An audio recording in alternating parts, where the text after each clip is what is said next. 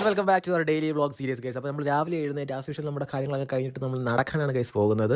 ഇന്നെന്ന കാര്യത്തിൽ കുറച്ച് താമസിച്ച് വരെ നടക്കാൻ കാരണം ഞാനൊന്ന് എഴുന്നേറ്റൊക്കെ വന്നപ്പോഴത്തേക്ക് ഒരുപാട് സമയം കഴിഞ്ഞിരുന്നു. സോ നടത്തും കാര്യങ്ങളൊക്കെ വന്ന് ആസ് യൂഷ്വൽ നമ്മൾ രാവിലത്തെ ആ ഒരു സീനറിയും കാര്യങ്ങളൊക്കെ കണ്ടിട്ട് നമ്മൾ നേരെ വീട്ടിൽ വന്ന് ഫ്രഷ് ആയിട്ട് വീണ്ടും നമ്മൾ ജിമ്മിലേക്കാണ് ഗൈസ് പോയത്.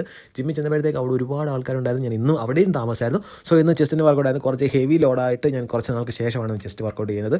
സോ എല്ലാം കുറച്ച് കഷ്ടപ്പെട്ടിട്ടാണ് ഹെവി വെയിറ്റ് പുഷൊക്കെ ചെയ്തത്.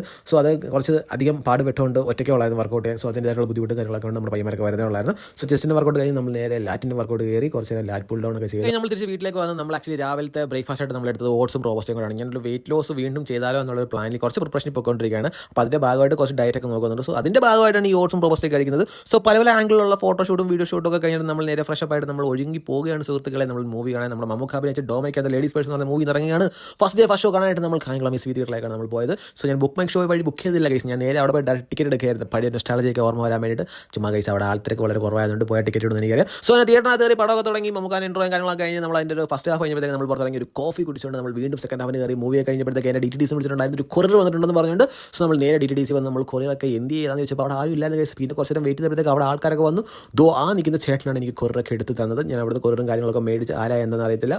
ഒരു അജ്ഞാനമായിട്ടുള്ളൊരു കൊറിയറാണ് ഗൈസ് എനിക്ക് വന്നത്. അത് കഴിഞ്ഞ് തിരിച്ച് വരുന്ന വഴി നമ്മൾ കുറച്ച് ബ്രെഡും കാര്യങ്ങളൊക്കെ മേടിച്ച് അതും കൊണ്ട് നമ്മൾ തിരിച്ച് വീട്ടിലേക്ക് വന്നപ്പോൾ ഫ്ലിപ്കാർട്ടിൽ നിന്ന് വേറെ ചേട്ടൻ വിളിച്ചിട്ടുണ്ടായിരുന്നു. ഞാനൊരു ഹെഡ്സെറ്റ് ഓർഡർ ചെയ്തിട്ടുണ്ടായിരുന്നു. സോ ഹെഡ്സെറ്റും കാര്യങ്ങളൊക്കെ വന്ന് ഒന്നും പറയാനില്ല ഗൈസ്. നല്ല മൂഞ്ച ഒരു പാക്കിങ്ങോടാണ് എനിക്ക് ആ ഹെഡ്സെറ്റ് വന്നത് ഗൈസ്. ഞാൻ അധികം പൊട്ടിക്കേണ്ടി വന്നില്ല. അത്യാവശ്യം എല്ലാം പൊട്ടി പറഞ്ഞിരിക്കുകയായിരുന്നു അതിൻ്റെ പാക്കിങ് കാര്യങ്ങളും. സോ ഹെഡ്സെറ്റ് എന്തെങ്കിലും പറ്റിയിട്ടുണ്ടോ അറിയാൻ വേണ്ടി ഞാൻ പെട്ടെന്ന് തന്നെ പൊട്ടിച്ച് നോക്കുകയായിരുന്നു. വലിച്ചിട്ടൊന്നും കീറുന്നില്ല ഗൈസ്. അന്മാതിരി ടേപ്പാണ് അവർ അടിച്ചു വെച്ചത്. എങ്ങനെയൊക്കെ വലിച്ച് സാധനം ഞാൻ പുറത്തിറക്കി ഗൈസ്. ഫ്ലിപ്കാർട്ടിൻ്റെ ബോക്സ് അൺബോക്സ് കഴിഞ്ഞപ്പോഴത്തേക്ക് നമ്മുടെ ഹെഡ്സെറ്റിൻ്റെ പെട്ടി കിട്ടിയിട്ടുണ്ടായിരുന്നു. ആ പെട്ടിക്കകത്ത് വലിയ പൊട്ടലും കാര്യങ്ങളും ചീറ്റിലും സ്ക്രാച്ച് പോലും ഇല്ലായിരുന്നു ഗൈസ്. സോ സമാധാനമായി ഗൈസ്. അപ്പോൾ ഞാൻ കുറച്ച് സമാധാനത്തോടു കൂടി ആ പെട്ടിയും കൂടെ ഞാൻ പൊട്ടിക്കാൻ തുടങ്ങി ഗൈസ്. അത് ഇച്ചിരി നല്ല ഹാൻഡിൽ വിത്ത് കെയർ എന്നുള്ള രീതിക്കാണ് ഞാൻ ആ ഒരു ടേപ്പും കാര്യങ്ങളൊക്കെ വലിച്ചിളക്കി പൊട്ടിച്ചത്. അപ്പോൾ ഫൈനലി കുറേ നേരത്തെ പൊട്ടിക്കലിന് ശേഷം നമ്മുടെ ആ ഹെഡ്സെറ്റ് ഞാൻ ഇങ്ങനെ പുറത്തെടുത്തിരിക്കുകയാണ് സുഹൃത്തുക്കളെ. ഇതാണ് ഐറ്റം. വീണ്ടും പ്ലാസ്റ്റിക് ഉണ്ടായിരുന്നു ഗൈസ്. അപ്പോൾ അതൊക്കെ ഇങ്ങനെയൊക്കെ വലിച്ചിളക്കി കളിച്ച് ഇതാണ് വീണ്ടും ആ ഹെഡ്സെറ്റ് ഗൈസ്. അപ്പോൾ നമ്മൾ ഹെഡ്സെറ്റ് ഇങ്ങനെ വലിച്ചൂരി എടുത്തുകൊണ്ടിരിക്കുകയാണ്. ഒന്ന് ഇറങ്ങി വാ പെട്ടെന്ന് ഹെഡ്സെറ്റ്. അപ്പോൾ ഇതാണ് വീണ്ടും ആ ഹെഡ്സെറ്റ്. നല്ല കറുത്ത കളറിൽ നല്ല ബ്ലാക്ക് ഷെയ്ഡുള്ള ഹെഡ്സെറ്റാണ് ഗൈസ്. നല്ല സൂപ്പർ സാധനമാണ്. എന്തായാലും കിട്ടിയപ്പോഴത്തെ നമുക്കൊന്ന് യൂസ് ചെയ്ത് നോക്കണമല്ലോ. അപ്പോൾ തന്നെ ഒന്നും നോക്കിയില്ല. നമ്മൾ നേരെ തലയിലോട്ട് കുത്തിക്കയറ്റി നമ്മൾ നേരെ ഒരു പാട്ടൊക്കെ വെച്ച് നമ്മളിങ്ങനെ കേൾക്കാനുള്ള പ്രിപ്പറേഷനിലാണ് ഗൈസ്. സംഭവിച്ചോട് ഞാൻ നേരെ കണ്ണടിലേക്ക് നോക്കി ആ സാധനം കൊള്ളാം എന്തായാലും ലുക്കായിട്ടുണ്ട്. അപ്പോൾ തന്നെ നമ്മൾ ഫോണൊക്കെ എടുത്ത് നമ്മൾ ഇങ്ങനെ കറക്കി എടുത്തിട്ട് ഒരു പാട്ടൊക്കെ നമ്മൾ വെക്കുകയാണ് ഗൈസ്. നല്ല കിടുക്ലോസ്കി ആയിട്ട് സൗണ്ട് കേൾക്കുന്ന പ്രതീക്ഷ നമ്മൾ വെച്ച് നോക്കി ഗൈസ്. നല്ല ഒന്നും പറയാനില്ല ഗൈസ്. നല്ല സൂപ്പർ സൗണ്ടൊക്കെയാണ്.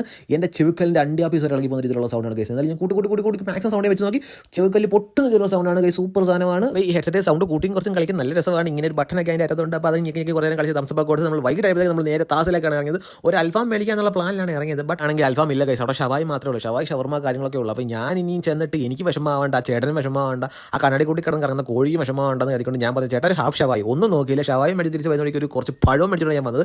രാവിലെ പുട്ടും പഴം ആക്കാമെന്ന് വിചാരിച്ചു. സോ ഞാൻ ഡ്രസ്സ് മാറ്റി വന്നപ്പോഴത്തേക്ക് ഞാൻ കാണുന്ന കാഴ്ച ഞാൻ ഒന്നും അറിയാത്ത രീതിയിൽ ആ പഴത്തെ തിന്നോണ്ടിരിക്കുന്നത് ഞങ്ങളുടെ അമ്മയാണ് സുഹൃത്തുക്കളെ. ഞാൻ ചോദിച്ചു ആരാ എന്താ ഏതാ. അപ്പോൾ പറഞ്ഞു ഞാൻ എനിക്ക് വീട്ടിൽ അവകാശമുണ്ട്, ഞാനും ഓരോ പഴം എടുക്കുന്നത്. ഞാൻ പറഞ്ഞു എന്നാൽ പിന്നെ എടുത്തോട്ടെ നമുക്ക് രണ്ടര കൂടെ ഒന്നിച്ച് കഴിയാമെന്ന് പറഞ്ഞു. രാവിലത്തേക്ക് ഞങ്ങൾ പുട്ടിന് വേണ്ടി മേടിച്ച പഴം ഞങ്ങൾ രാത്രി നേരം കൊണ്ട് ഒറ്റയ്ക്ക് തീർത്ത് സുഹൃത്തുക്കളെ. നിങ്ങൾ ആരോടും പറയാൻ നിൽക്കേണ്ട. അപ്പോൾ പഴനിറ്റും കാര്യങ്ങൾ കഴിഞ്ഞ് എനിക്ക് കുറച്ച് വർക്ക് പെൻഡിങ് ഉണ്ടായിരുന്നു. അതൊക്കെ തീർത്ത് ഞാൻ പെട്ടെന്ന് പറഞ്ഞു. അപ്പോൾ അത്രേ ഉള്ളൂ. Tata bye bye.